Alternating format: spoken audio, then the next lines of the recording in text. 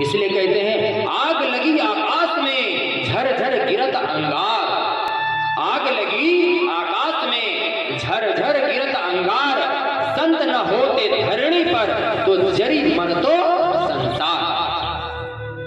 अगर संत धरती पर नहीं रहते तो जल जाता ये संसार। इसलिए कहते हैं कि दुख और सुख ये अपने कर्म के अनुसार मनुष्य को भोगना पड़ता है, जीव को भोगना पड़ता है। अगर कर्म आप सही करते हैं तो आपको समय के अनुसार सही ही फल मिलेगा। अगर कर्म सही नहीं करते हैं तो निश्चित है कोई जाने न जाने लेकिन फिर भी आप जानते हैं कि मेरा कर्म कैसा है।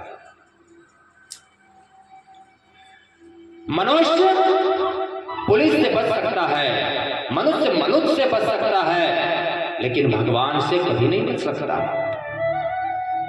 इसीलिए कर्म जब भी करें तो सोच विचार कर करें कि ये कर्म जो करने जा रहे हैं ये कर्म का फल किस प्रकार से मिलेगा हमें, क्योंकि स्वतः मनुष्य को ये मालूम होता है कि जिस प्रकार से हम कर्म कर रहे हैं, जिस मनोभूमि से हम कर्म कर रहे हैं, उसी प्रकार से हम बीज डाल रहे हैं। कहाँ पर? कर्म भूमि पर बीज डालते हैं, और कर्म भूमि पर जब बीज डालते हैं उसी बीज को हम धीरे धीरे पानी खाद देते हैं और वही बढ़ करके फिर वही वापस मिलता है।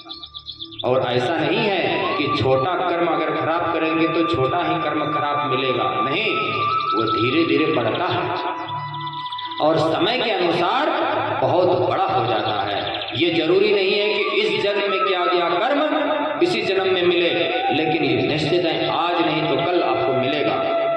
हो सकता है कि बुरे कर्म किए हो और कुछ समय के बाद फिर अच्छे रास्ते पर चल पड़े और अच्छे कर्म करते रहे। उस अच्छे कर्म के प्रभाव से बुरे कर्म का जो फल है वो नहीं मिल रहा है, लेकिन जिस समय वो आपकी साधना कम हो जाएगा उस समय वो बुरे कर्म का फल आपको मिल जाएगा। लेकिन मिलना निश्चय है। भगवत भक्ति के कारण कर्म छोटा किया जा सकता है, लेकिन मिलना निश्चय है। अगर आपकी मृत्यु लिखी हुई है तो अगर भक्ति करते हैं, भगवान की पूजा पाठ ध्यान साधना करते हैं और सत्य धर्म पर चलते हैं तो ये निश्चित है कि आप एक्सीडेंट होकर के रह जाएंगे, पैर हाथ टूट जाएगा, मृत्यु नहीं होगी। अगर पैर हाथ टूटना होता है तो चोट लग करके खत्म हो जाता है, लेकिन किसी न किसी रूप में, छोटे रूप में ही ना सही, लेकिन कर्म का फल मिलता है।